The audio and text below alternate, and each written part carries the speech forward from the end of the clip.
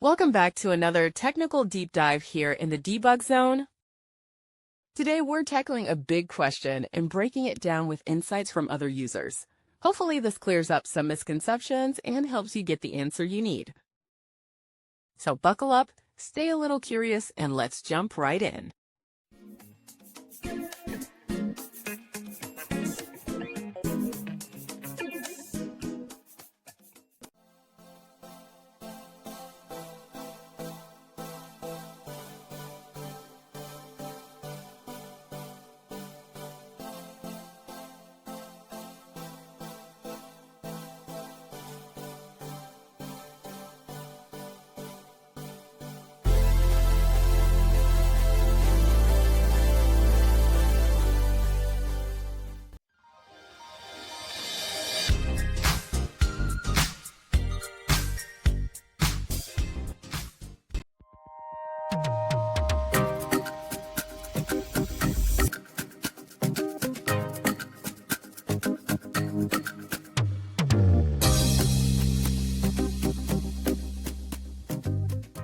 And that's a wrap.